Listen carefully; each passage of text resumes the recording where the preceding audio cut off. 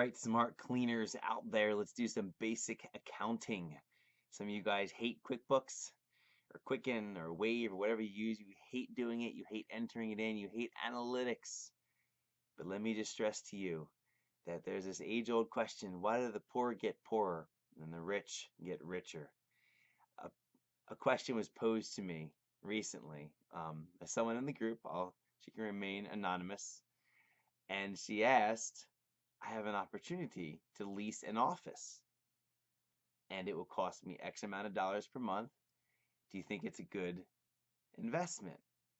Okay, that's the question you want to ask. Investment.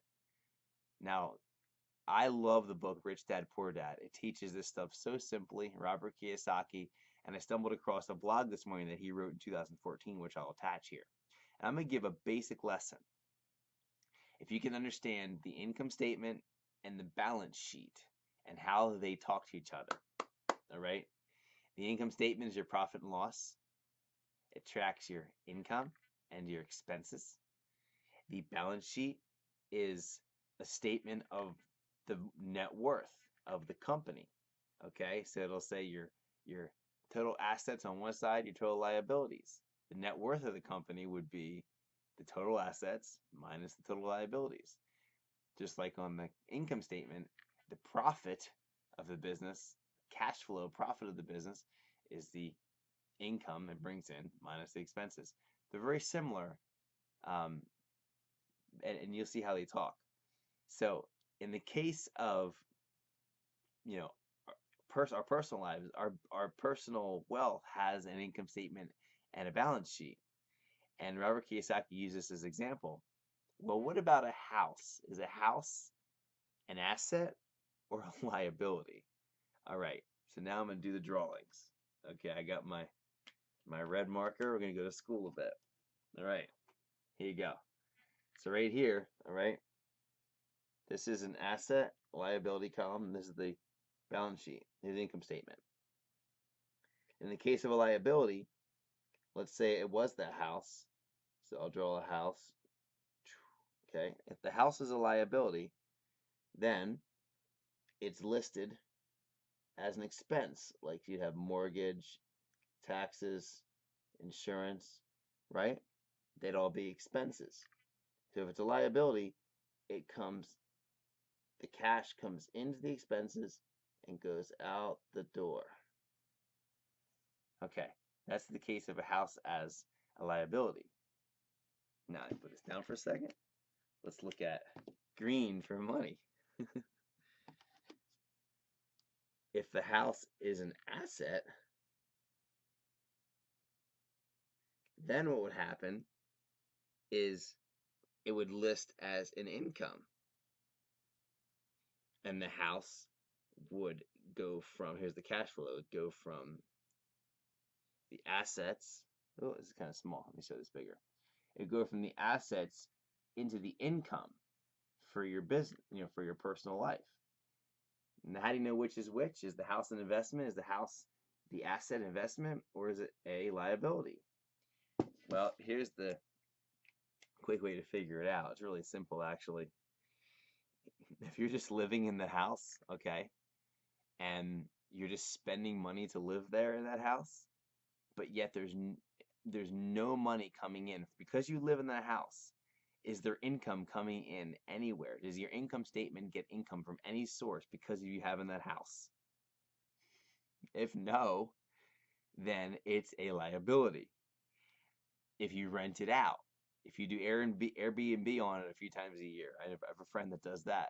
If you do, however you do it, if you own it, flat out own it, that's a difference. That's an asset.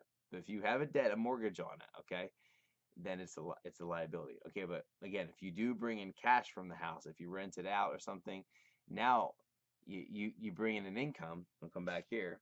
If you own it, you would bring in an income from the house.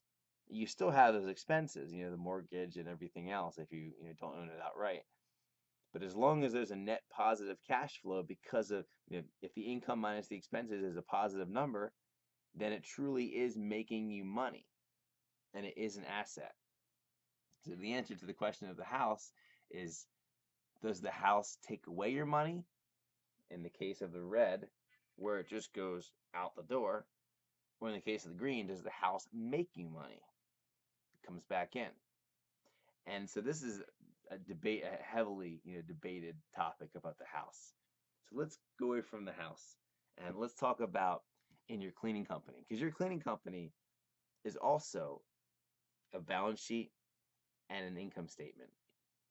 And now what you want to do is you want to find out whether every single dollar that you have in the expense column, are those expenses making you money? Or I'm sorry, every single thing that you list as a liability of your cleaning company.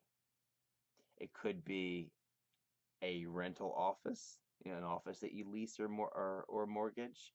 It could be subscriptions that you have. It could be a coaching program that you have. It could be a marketing program you have.